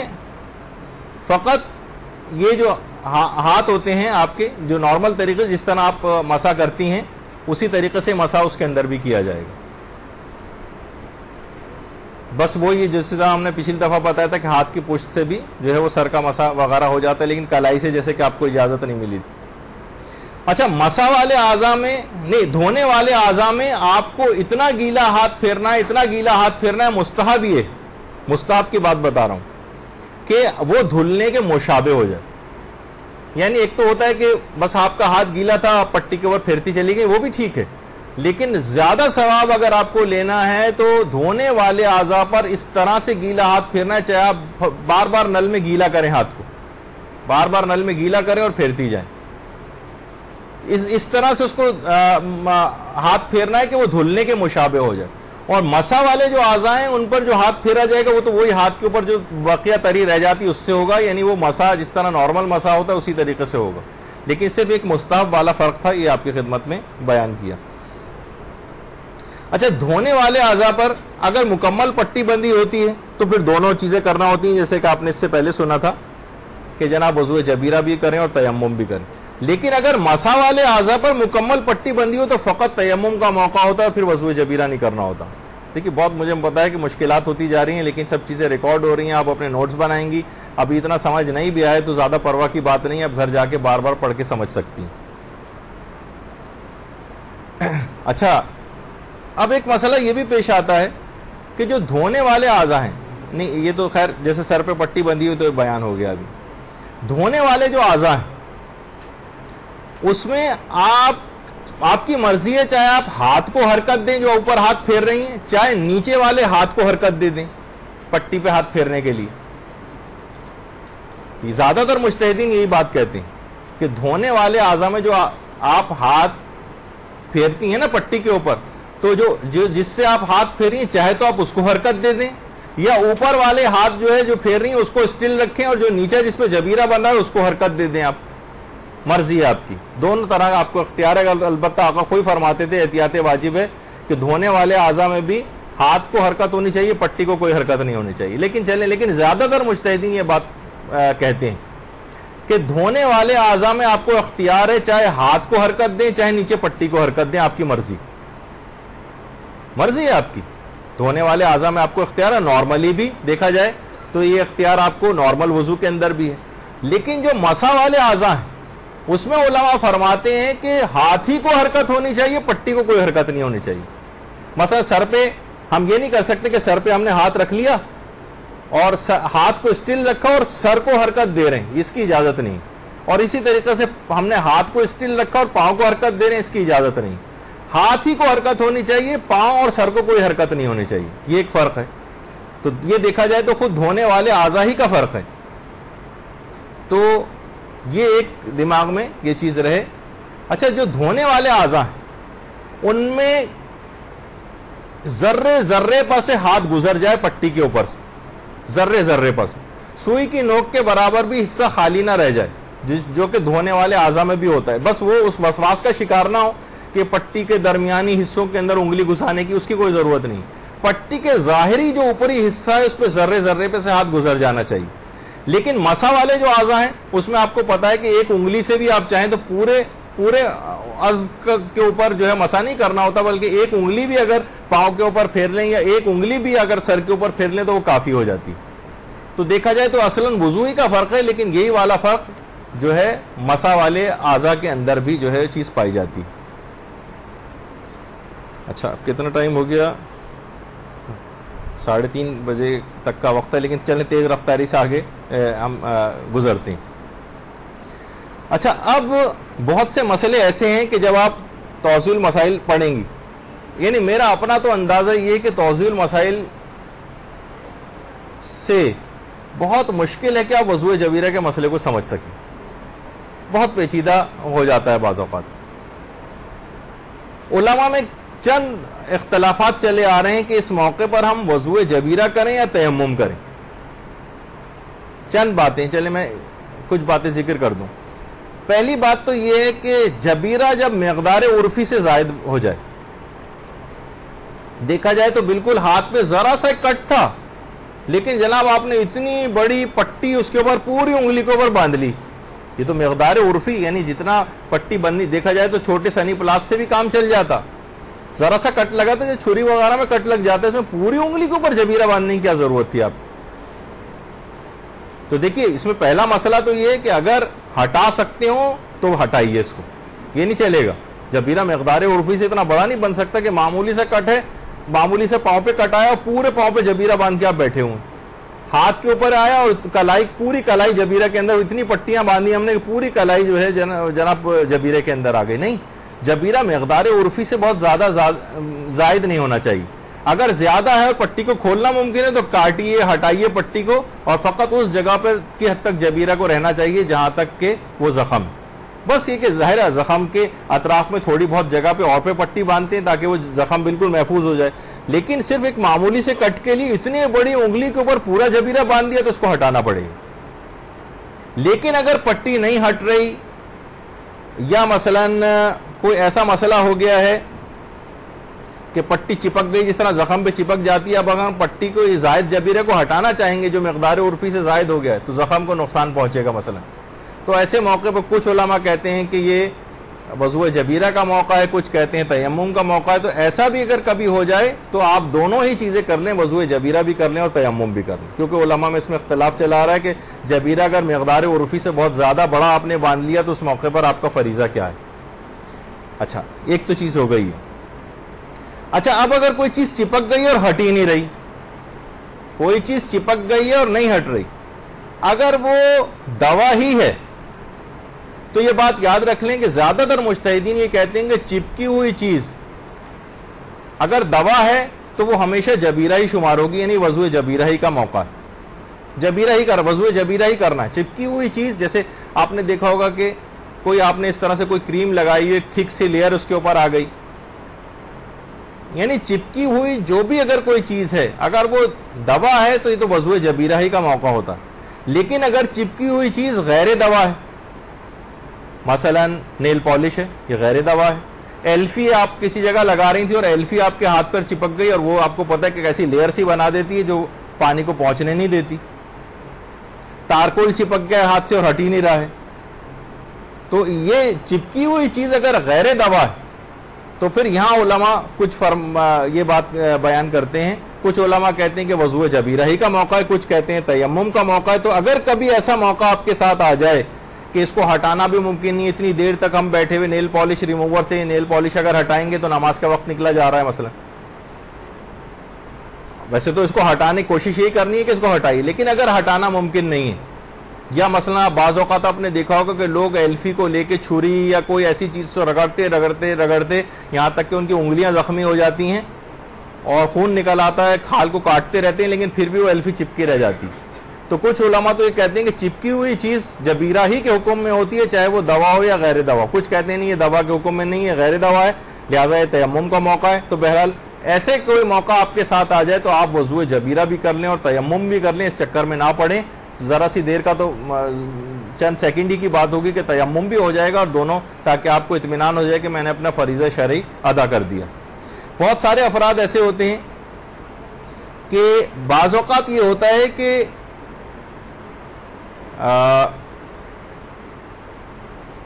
بعض اوقات بہت سارے دیکھیے جلدی امراض ہوتے ہیں, اس کے اندر بھی یہ صورتحال ہو سکتی ہے. لیکن یہ تو چلیں ایک الگ ایک بات ہوئی, لیکن بہت سارے کیسز ایسے ہوتے ہیں کہ زخم اعضائے وضو پر نہیں ہے لیکن اعضائے وضو کے قریب ترین کسی جگہ پر, اور اگر ہم پانی ڈالیں گے نارمل اپنے عضو کے اوپر, لیکن وہ پانی نقصان کر سکتا ہے جو اعضائے مثلا کوہنی کے قریب کہیں کوئی زخم ہے. ویسے تو ہم پانی ڈال رہے ہیں کوہنی پر, لیکن ہو سکتا ہے پانی کوہنی سے نکل کے اس زخم تک چلا جائے, تو وہ اس کو نقصان کر سکتا ہے جو اعضائے وضو کے قریب ترین جو جگہ جس پر زخم ہے. کچھ علماء کہتے ہیں احتیاط واجب ہے کہ یہ جبیرہ کا موقع ہے, کچھ کہتے ہیں تیمم کا موقع ہے. تو لہٰذا ایسے موقعوں پر بھی کہ جب اعضائے وضو پر کوئی زخم نہ ہو لیکن قریب ترین علاقے پر ہو اور وہ زخم کو وہ پانی نقصان کر سکتا ہو, تو اس موقع پر بھی آپ وضوء جبیرہ بھی کر لیں اور تیمم بھی کر لیں. یہ ذرا ہاں چلیں اس میں تھوڑی سی ایک ٹیکنیکل باریکی ایک اور آ رہی ہے, لیکن اس مسئلے کو فی الحال چھوڑ دیں. اس کو اب آ جائیے, اس کے بعد ہوتا ہے آنکھ کا جس کا آپریشن ہوا. یہ افراد, ان لوگوں کے ساتھ بہت بڑا مسئلہ, میں ابھی وہ ڈسکس نہیں کر رہا. سجدے میں جب یہ جاتے ہیں, رکوع میں جھکتے ہیں, تو اس موقع پر یہ نماز کیسے پڑھیں گے, وہ ایک الگ مسئلہ ہے جو ہم بعد میں کبھی اور کسی وقت ڈسکس کریں گے. لیکن اگر کسی شخص کی آنکھ کا آپریشن ہوا, کچھ علماء کہتے ہیں کہ احتیاط واجب کے طور پر دونوں چیزیں کی جائیں, وضو جبیرہ بھی کیا جائے اور تیمم بھی کیا جائے. کچھ کہتے نہیں تیممی کا موقع ہے تو اس موقع پر بھی آپ دونوں ہی کر لیں. اگر کسی کے ساتھ ایسا کوئی موقع پیش آ جائے کہ اس کی آنکھ پہ پٹی بندھی ہو, آنکھ کا آپریشن ہوا ہو, تو یہ دونوں ہی کام کر لیں تو یہ احتیاط سے زیادہ قریب ہو جائے گا. اس پیچیدگی میں جانے سے آپ بچ جائیں گی کہ آپ کا مرجع اس سلسلے میں کیا کہتا ہے اور احتیاط واجب میں کہاں رجوع کرنا ہے وغیرہ. دونوں چیزیں کر لیں. اچھا, بعض اوقات یہ ہوتا ہے کہ اعضائے وضو نجس ہیں اور پاک نہیں ہو سکتے. مثلا اگر اس کے اوپر جو خون لگا ہوا ہے یا خون اس طرح سے خون جم گیا جس کو ہم اکھاڑ نہیں سکتے, تکلیف بہت زیادہ ہوگی, تو اس میں بھی دونوں ہی کام کر لیں احتیاط واجب کی بنا پر, کیونکہ زیادہ تر علماء کی احتیاط واجب ہے. تو بہرحال اس موقع پر وضو جبیرہ بھی کر لیں اور تیمم بھی کر لیں. اگر اعضائے وضو نجس ہیں اور پاک نہیں ہو سکتے, مثلا خون اس طرح سے آ کر چپک گیا ہے ہاتھ کے اوپر, تو یہ چپکا ہوا جو خون ہے اور اس کو ہٹانے جائیں گے تو زخم کو نقصان کرے گا, تو اس موقع پہ وضو جبیرہ بھی کر لیں اور تیمم بھی کر لیں. اچھا, اب بعض اوقات تیمم میں اگر اعضائے وضو ہی کے اوپر, اعضائے تیمم ہی کے اوپر اگر جبیرہ بندھا ہوا ہے تو تیمم جبیرہ کرنا ہوتا ہے. سارے مسئلے غسل جبیرہ کے بھی وہی ہیں, بس یہ ہے کہ غسل جبیرہ کے اندر وہ شخص جو ہے غسل ارتماسی نہیں کر سکتا, تو اس کو ہمیشہ جبیرہ والے شخص کو ہمیشہ جو ہے وہ ترتیبی ہی غسل کرنا ہوتا ہے. اچھا, اب جلدی ہم ایک مسئلہ آپ کی خدمت میں عرض کر دیں. اب ذرا ہم تیز رفتاری سے آگے جائیں گے کہ کیا اسراف, وضو کے پانی میں اسراف کرنا وضو کو باطل کرتا ہے؟ دیکھا جائے تو وضو جبیرہ کے اچھے خاصے مسئلے ہم نے مکمل کر دیے. اب چھوٹے چھوٹے کچھ جزیات رہ گئیں وضو کے مسائل کی, کہ کیا وضو کے پانی میں آپ نے دیکھا کہ اسراف, جیسے کہ ہم نے اس سے پہلے بیان کیا تھا کہ وضو کے پانی میں اتنا پانی بہانا, اتنا بہت زیادہ پانی بہانا, نل مسلسل کھلا ہوا ہے, تو بہت سے حالات میں حرام بھی ہو جاتا ہے مثلا. تو کیا اس سے وضو بھی باطل ہوتا ہے؟ تو جواب ہے کہ نہیں, اس سے اسراف کا تو گناہ مل سکتا ہے لیکن وضو باطل نہیں ہوتا. پھر ایک سوال یہ بھی دماغ میں ہوتا ہے کہ کیا کئی نیتیں کر کے ایک وضو کیا جا سکتا ہے؟ مثلا تلاوت قرآن کی بھی ہماری نیت ہے, نماز کی بھی ہمیں پڑھنی ہے, اس سے تو ہم چاہتے ہیں کہ ہم پاک بھی ہو جائیں, طاہر بھی ہو جائیں, طہارت کے لیے ہم کر رہے ہیں مثلا وضو. تو کیا کئی نیتیں اگر ہم کر لیں اور وضو ایک ہی کریں تو کیا سب کا ثواب ہمیں ایک ساتھ ہی مل جائے گا؟ تو جواب ہے کہ جی ہاں, سارے وضو, اگر آپ یہ نہیں کہ ہر ایک کے لیے تلاوت قرآن کی نیت سے الگ وضو کرو اور نماز کی نیت سے الگ وضو کرو اور طہارت کی نیت سے مثلا الگ وضو کرو, نہیں, جتنی بھی چاہیں نیتیں آپ اس میں جمع کر لیں اتنے ہی زیادہ آپ کو وضوؤں کا ثواب مل جائے گا, چاہے وضو ایک ہی کیوں نہ کریں. اچھا, اب ایک مسئلہ تھا کہ کیا چہرے اور ہاتھوں کو 3 دفعہ دھونا یہ وضو کو باطل کرتا ہے؟ اس سے پہلے یہ چیز پچھلی دفعہ بھی آیا تھا کہ چہرے اور ہاتھوں کو 3 دفعہ دھونا یہ حرام تو ہے, لیکن حرام ہونے کے باوجود کیا یہ وضو کو باطل کرتا ہے؟ تو اس کا جواب یہ ہے کہ یہ وضو کو باطل نہیں کرتا. اچھا, لیکن اب یہاں ایک ٹیکنیکل باریکی پیدا ہوگی کہ آپ نے جو تیسری دفعہ ہاتھ کو دھویا, چلے چہرے میں تو نہیں آ رہا یہ مسئلہ, لیکن 3 دفعہ اگر آپ نے ہاتھوں کو دھو لیا تو اب جو آپ سر کا مسح کرنے جائیں گی تو ہاتھوں کے اوپر ایک حرام پانی آ گیا یا غیر وضو کا پانی آ گیا. تیسری دفعہ دھونا مشروعیت تو نہیں رکھتا تھا, یہ تو حرام آپ نے ایک کام کیا تو اس حرام اقدام کا پانی آپ کے ہاتھ پہ آ گیا, تو اس سے اب سر کا مسح نہیں ہو سکتا. جب سر کا مسح نہیں ہو سکتا تو آپ کا وضو غلط ہو جائے گا. تو بہت سے لوگ یہ کہنے لگتے ہیں کہ 3 دفعہ ہاتھ دھونے سے وضو باطل ہو جاتا ہے کیونکہ اس پانی سے سر کا مسح نہیں ہو سکتا. دیکھیے, بعض اوقات ہم نے مثلا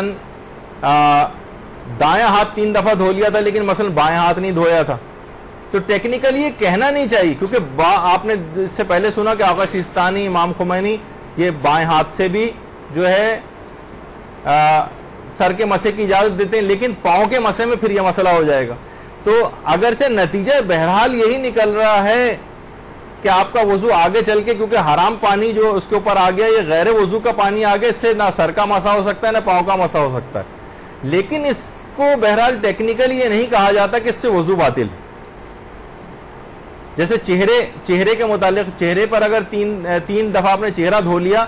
تو حرام پانی چہرے پر آ گیا, تو ابھی اگر ہمارا ہاتھ اس حرام پانی سے نہیں ٹکرایا تو ہم سر کا بھی مسح کر سکتے ہیں, پاؤں کا بھی مسح کر سکتے ہیں. اس کے بعد تو خیر ہم نے ہاتھوں ہی کوئی دھویا تھا تو نارمل پانی تھا. ہاتھوں کے بس مسح کے اندر ہاتھوں کو دھونے میں جو 3 دفعہ دھویا ہے اس سے صرف مسح کا مسئلہ پیدا ہوگا، ورنہ چہرے کو 3 دفعہ دھویا تو یہ حرام تو ہے، گناہ تو آپ کو ملے گا، مشروعیت تو نہیں رکھتا ہے، لیکن اس سے وضو باطل نہیں ہوتا۔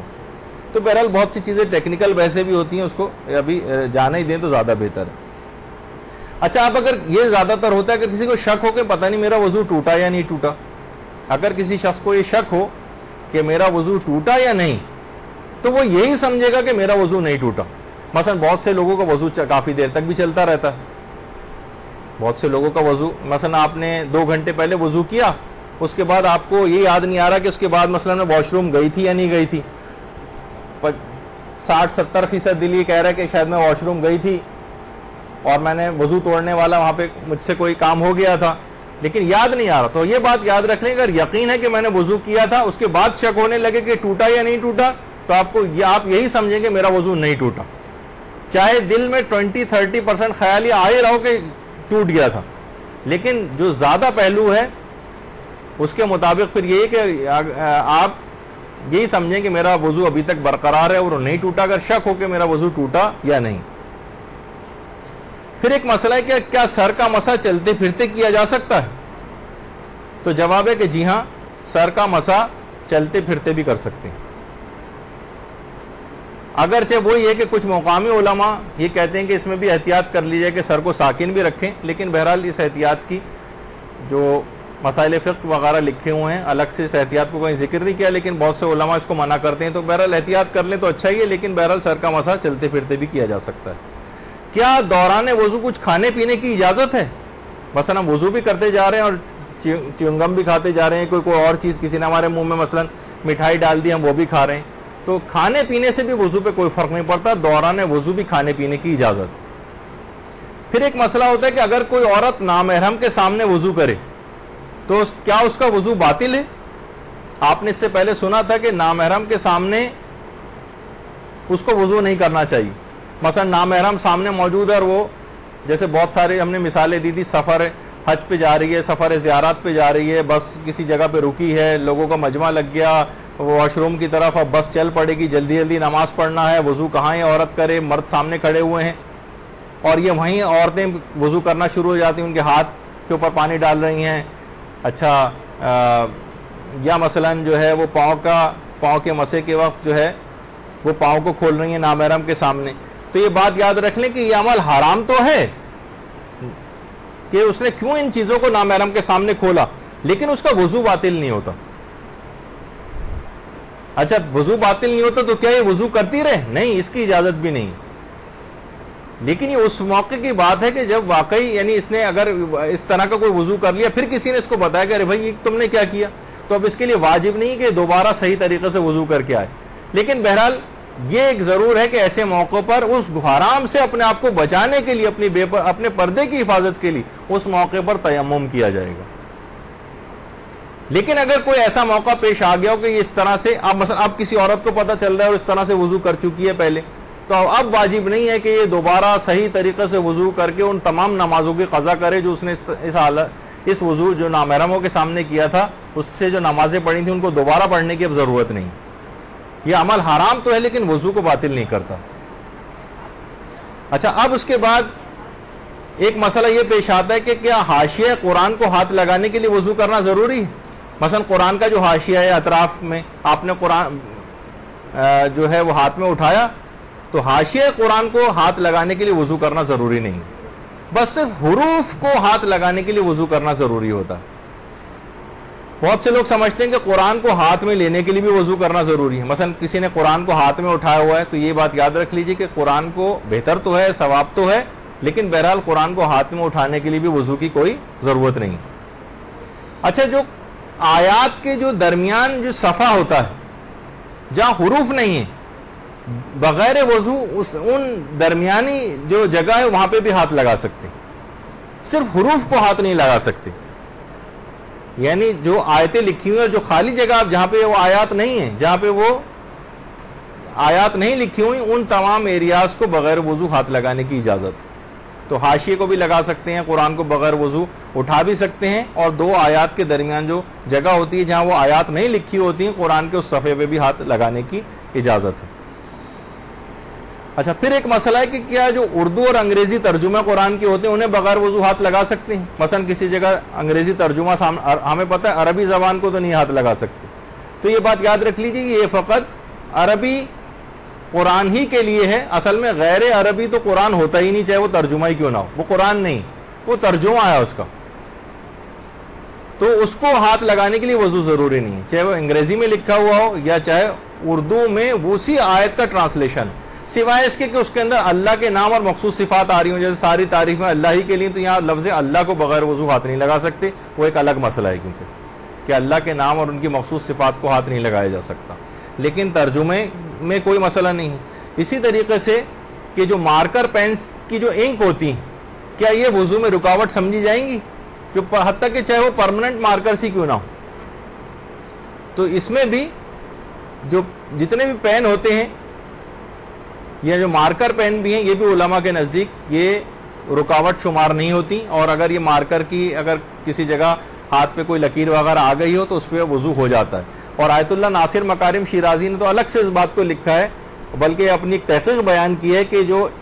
جتنے بھی قسم کے پین وغیرہ ہوتے ہیں، جو کوئی لیئر وغیرہ نہیں بنا رہے ہوتے اس کے اوپر اسکن پہ، وہ کہتے ہیں تجربے سے بات ثابت ہو چکی ہے کہ یہ جو ہے پانی کو پہنچنے سے رکاوٹ نہیں، تو بہرحال اس سے بھی کوئی فرق نہیں پڑتا ہے۔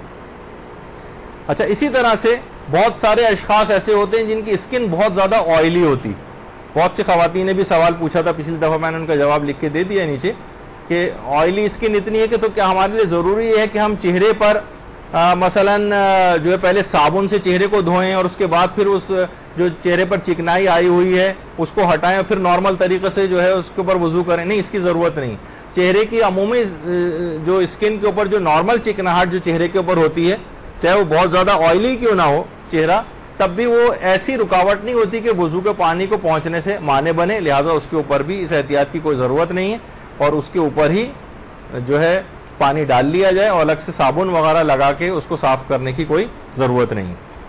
اسی طرح سے بہت سی خواتین ہیں وہ سرما یا بہت ساری اس طرح کی چیزیں، کاجل یا آنکھوں کے آرائش ایسے کرتی ہیں کہ باقاعدہ آپ دیکھ رہی ہیں کہ ایک لیئر سی آنکھوں کے نیچے جو ہے وہ بن رہی ہے۔ اب زیادہ تر حالات میں بعض اوقات یہ ہوتا ہے کہ اس طرح سے اگر کوئی لیئر باقاعدہ بن رہی ہے اور وہ وضو کے پانی کو پہنچنے سے رکاوٹ بنے گی تو میک اپ یہ وضو کرنے سے پہلے اس میک اپ کو ریموو کرنا پڑے گا، وہ آپ کو اس کو ہٹائیے، جو بھی آپ کے پاس طریقہ کار ہوتا ہے اس کے مطابق عمل کریں۔ اب اگر کسی شخص کو یہ شک ہو جائے وضو کرنے کے بعد، آپ کو یہ شک ہو کہ میں نے وضو صحیح کیا تھا یا نہیں کیا تھا، وضو کرنے کے بعد اگر کسی وضو کر کے فارغ ہو گیا، اب شک ہو گیا اس کو کہ پتہ نہیں میں نے صحیح کیا تھا نہیں کیا تھا، کہیں میں نے جو ہے وہ مثلا سر کو ہلا تو نہیں دیا تھا مسح کے دوران، پاؤں کو میں نے کھینچ تو نہیں دیا تھا، ہاتھ ساکن، بہت سارے اس طرح کے شک آپ کو بعد میں آ سکتے ہیں۔ تو یاد رکھ لیجئے وضو کرنے کے بعد کسی کو شک ہو کہ میں نے وضو صحیح کیا تھا یا نہیں کیا تھا تو اس پہ توجہ نہ دیں، سمجھیں گے کہ صحیح کیا تھا۔ اچھا اس کے بعد ہے نماز کے بعد کسی کو شک ہو کہ میں نے وضو بھی کیا تھا یا نہیں کیا تھا یا ایسی نماز پڑھ لی، دیکھیے بہت سارے شک اس طرح سے آ سکتے ہیں۔ اگر کسی شخص کو نماز کے بعد یہ شک ہو کہ میں نے وضو کیا تھا یا نہیں کیا تھا، تو اس میں زیادہ تر مجتہد جن میں عبد اللہ سیستانی بھی شامل ہیں، وہ یہ فرماتے ہیں کہ نماز کے بعد شک ہو کہ میں نے وضو کیا تھا یا نہیں کیا تھا تو سمجھیں گے کیا تھا، وہ نماز صحیح۔ نماز کے بعد شک ہو رہا ہے، نماز بھی پڑھ لی، اب شک ہو رہا ہے کہ وضو کیا تھا یا نہیں کیا تھا۔ ہاں اگر کسی شخص کو دوران نماز ہی شک ہو کہ میں نے وضو کیا بھی تھا یا نہیں، دوران ابھی نماز پڑھ اب شک ہو رہا ہے پتہ نہیں میں بغیر وضو کے تو آ کے نہیں کھڑی ہو گئی نماز پڑھنے کے لیے، تو کچھ علماء کہتے ہیں فتوے کی بنا پر کہ اس کی نماز باطل ہے، کچھ کہتے ہیں احتیاط واجب کی بنا پر باطل ہے، یعنی دوسرے الفاظ میں دوران نماز کسی کو شک ہو جائے کہ میں نے وضو کیا تھا بھی یا نہیں کیا تھا، نماز کو ایسی چھوڑ دے، جائے وضو کر کے آئے اور اس کے بعد پھر نماز پڑھنا شروع کرے۔ اور اگر کسی شخص کو نماز کے شروع کرنے سے پہلے ہی شک ہو کہ میں نے وضو بھی کیا یا نہیں کیا، اور تو یہ نماز پڑھنے کھڑا نہیں ہو سکتا، اس کے لیے تو واجب ہے کہ جائے اور وضو کر کے آئے، یہ نہیں کر سکتا کہ شک ہو رہا ہے تو چلو ایسی نماز پڑھ لیتے، نہیں، یہ نہیں چلے گا۔ تو یہ ایک مسئلہ اس کے اندر پیش آ جاتا ہے۔ اچھا اگر مسح سے پہلے ہاتھوں کا پانی خشک ہو جائے، یہ بھی ایک مسئلہ بعض اوقات بڑا پیچیدہ ہو جاتا ہے، اس میں کچھ ضمنی مسئلے اور بھی ہیں جو میں سارے مسئلے اس وقت بیان نہیں کر پا رہا، کیونکہ ٹائم بالکل ختم ہو گیا اور دوسرے لیکچر کا ٹائم ہو جائے گا، اور وہ بھی اخلاقیات کا لیکچر ہے، بہت ضروری ہے آپ لوگوں کے لیے۔ برادر وسیم امام صاحب وہ لیکچر آپ کا لیں گے، تو بہرحال اب جلدی جلدی اس کو ہم مکمل کر لیں کہ اگر مسا سے پہلے ہاتھوں کا پانی خشک ہو جائے تو یہ بات یاد رکھ لیجئے، اگر یہ مسا کا پانی خشک ہوا اور یہ موالات کے ختم ہونے کی وجہ سے خشک ہوا تھا، موالات کے ختم ہونے کی وجہ سے، یعنی آپ نے خود ہی اتنی دیر لگا دی پاؤں اور سر کا مسا کرنے میں کہ وہ پانی خشک ہو گیا، تو یقیناً آپ کا وضو باطل ہے، نیا وضو کر کے آئیے۔ لیکن اگر کسی اور وجہ سے ہوا ہے، مثلا گرمی بہت زیادہ تھی، لو چل رہی تھی اور پانی جو خشک ہو گیا، تو امام خمینی تو یہ فرماتے تھے کہ اعضائے وضو میں کہیں سے بھی پانی لے لیں، کوئی مسئلہ ہی نہیں، جو بھی مثلا چہرے پر ہمارے گیلاہٹ ہے، چہرے پر ہاتھ پھیرا، اس پہ سے پانی لے لیا، ہاتھ پر داڑھی پہ سے پانی لے لیا۔ آقا خوئی اور آقا سیستانی فرماتے ہیں داڑھی کے علاوہ کسی اور جگہ سے پانی لینے میں اشکال ہے، داڑھی کے علاوہ۔ اور آقا خوئی کا ایک میں نے پچھلی دفعہ بھی آپ کو بتایا تھا کہ انہوں نے کہا تھا جناب عورتوں کی تو جیسے داڑھی ہوتی ہی نہیں ہے، یا بہت سے مرد حضرات نے بھی یہ مسئلہ پوچھا کہ ہم داڑھی رکھتے ہی نہیں ہیں، تو کیا ہم تیمم کر سکتے ہیں ایسے موقع کے لیے؟ تو انہوں نے کہا نہیں، اب یہ تو موقع اس کا ہے ہی نہیں، آپ جو ہے پانی آپ کے ہاتھ کا خشک ہو چکا ہے اور داڑھی سے ہی پانی لیا جا سکتا ہے، تو پھر آپ کو نیا وضو کرنا پڑے گا، جیسے آقا خوئی نے کہا تھا۔ لیکن اس سلسلے میں رہبر معظم سے باقاعدہ استفتاء کیا گیا تھا،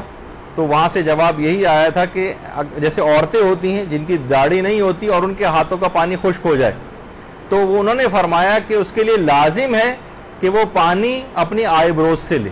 اپنی بھویں اگر گیلی ہیں تو وہاں سے ان کے اوپر ہاتھ پھیر کر کے جو ہے وہ ہاتھوں پر پانی لے اور اس سے پھر سر کا اور پاؤں کا مسا کرے۔ تو یہ ایک مسئلہ تھا۔ اچھا، پھر اس کے بعد اس مسئلے کو تو خیر ابھی چھوڑیے، تو یہ بات یاد رکھ لیں کہ نئے پانی سے بہرحال سر کا مسا نہیں ہو سکتا، وہ تو پچھلی دفعہ بات خیر بیان ہو گئی تھی۔ کیا جان بوجھ کر پاؤں کا 2 مرتبہ مسا کیا جا سکتا ہے؟ تو اس کا جواب ہے کہ جی ہاں، جائز تو ہے۔ اگر کوئی شخص جان بوجھ کے پاؤں، ایک دفعہ پورا یقین ہو گیا اس کو کہ پاؤں کا مسا میرا صحیح ہو گیا، لیکن پھر بھی احتیاطاً اگر تو کرے تو بہرحال ایسا نہیں کہ اس کی پریکٹس بنا لیں آپ کہ 2 دفعہ کریں، نہیں، ایک ہی دفعہ کرنا ہے۔ لیکن اگر کوئی شخص پھر بھی 2 دفعہ کر لیتا ہے تو بہرحال اس کا وضو باطل نہیں ہوگا۔ البتہ بہتر یہ ہے کہ وہ پہلے والے جو تری ہے اس کے اوپر پاؤں پہ آ گئی اس کو پہلے خشک کر لے اور پھر اس کے بعد اس پر ہاتھ پھیرے۔ اچھا، اب وضو ارتماسی جو پچھلی دفعہ ایک مسئلہ ہمارا وضو ارتماسی کا آیا تھا، اور آپ کو یاد ہوگا کہ جس میں اعضائے وضو کو پانی میں ڈال دیں اور پھر بعد میں نیت کر کے پھر اس کو نکالیں، تو یہ اوپر سے نیچے کی طرف دھونا شمار ہوتا ہے۔ تفصیل ہم پچھلی دفعہ بیان بھی کر چکے ہیں، اور اس کے اندر آپ کو جو ویڈیو کلپ تھا اس کا دکھایا بھی تھا ہم نے کہ وضو ارتماسی کیسے کرتے ہیں۔ تو بہتر یہ کہ اس کے اندر جیسے ہاتھ کو پورا ڈال لیا جائے یا چہرے کو اس کے اندر ڈال لیا جائے، اس کے بعد پھر اس کو باہر نکالتے وقت نیت کریں تاکہ اوپر سے نیچے دھونا شمار ہو، کیونکہ اگر نیت کر کے آپ نے ہاتھوں کو پانی کے اندر ڈالا تو یہ غلط ہو جائے گا۔ یا تو کوہنی یا پورا ہاتھ ڈال لیں اور باہر نکالتے وقت نیت کریں، یا کوہنی کی طرف سے اس طرح سے ڈالیں ہاتھ کو اور پھر کھینچتے ہوئے اس کو باہر لے کر آئیں۔ لیکن اس کے مسئلے بہت زیادہ ہیں، میں کیا کروں کہ وقت باقی نہیں رہا۔ بس ایک بات یہ بیان کر دوں کہ وضو ارتماسی میں آپ کو یہ اختیار ہے کہ آپ ایک ہی وضو میں چاہیں تو پورا وضو آپ ارتماسی کریں، چاہے پورا وضو ترتیبی کریں۔ ایک ہی وضو میں آپ یعنی چاہیں تو آپ کو اختیار ہے کہ یا تو پورا وضو ارتماسی کر لیں آپ، چاہے پورا وضو ترتیبی کر لیں، یا کچھ اعضاء ارتماسی کر لیں اور کچھ اعضاء پہ جو ہے وہ ترتیبی وضو کریں۔ حتیٰ کہ ایک ہی ہاتھ ہے مثلا، اس میں کچھ حصے پہ ترتیبی طریقے سے پانی ڈالیں اور کچھ حصے پہ آپ چاہیں تو ارتماسی کر لیں، آپ کی مرضی۔ تو بہرحال چاہے آپ کو ابھی اتنا یہ مسئلہ سمجھ آیا ہو نہ آیا ہو، پچھلی دفعہ والے جو لیکچرز ہیں ان کا ویڈیو کلپ نکال کے دیکھ لیجئے گا کہ وضو ارتماسی کی بھی نوبت کبھی کبھار پیش آ جاتی ہے۔ آج وقت کی کمی کی وجہ سے بہت سارے مسئلے جو ہے میں بیان نہیں کر سکا، کچھ وقت دیر سے بھی شروع ہوا تھا ہمارا لیکچر، تو آج یہاں پر بہرحال ہم آج اپنے وضو کے مسائل جو ہیں جتنے بھی تھے وہ ہم نے کوشش کر کے مکمل کیے۔ اب آئندہ جو ہماری کلاسز ہوں گی وہ نماز کے مسئلے پر نہیں ہوں گی یا غسل وغیرہ کا مسئلہ یا تیمم کے مسئلے پر نہیں ہوں گی. اگرچہ آپ کہیں گے کہ ترتیب کے اعتبار سے تو اصولاً جو ہے دیکھا جائے یہ ہونا چاہیے تھا, لیکن کیا کریں کہ بہرحال کچھ ایسے موضوعات اب آ رہے ہیں اور کچھ ایسے دن آ رہے ہیں. کچھ ہی عرصے بعد اب شعبان شروع ہو جائے گا, اس میں انشاءاللہ امام زمانہ علیہ السلام کے متعلق گفتگو ہوگی.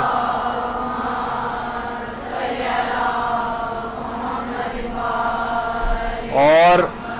اس کے بعد پھر رمضان میں استقبال رمضان کی گفتگو ہوگی. پھر رمضان کے پورے مسائل اتنے زیادہ ہیں کہ پورے مہینے تقریباً وہ چلیں گے. پھر شب قدریں آ جائیں گی, شب قدر کی گفتگو ہوگی, پھر استقبال عید کی گفتگو ہوگی. تو اس طرح سے معاملہ تیزی کے ساتھ آگے جائیں گے. نمازوں کے مسئلے اتنی تفصیلی ابھی شروع کیے تو وہ نہ وہ مکمل ہو سکیں گے اور یہ موضوعات بیچ میں آ جائیں گے. اور آج مختلف جو گروپ نیچے ہیں وہاں پر شب معراج کی بڑی تفصیلی گفتگو ہو رہی ہے بہت سے گروپس میں. تو بہرحال وہ آپ یوٹیوب وغیرہ کے اوپر بھی جو درس اب پڑھ جاتے ہیں وہاں سے لے کر بھی سن سکتی ہیں. تو اب یہاں پر آج ہم اپنی گفتگو روک رہے ہیں. انشاءاللہ اب نئے موضوعات کے ساتھ اگلی نشست میں پھر ملاقات ہوگی. وصلی اللہ علی محمد وآلہ الطیبین الطاہرین.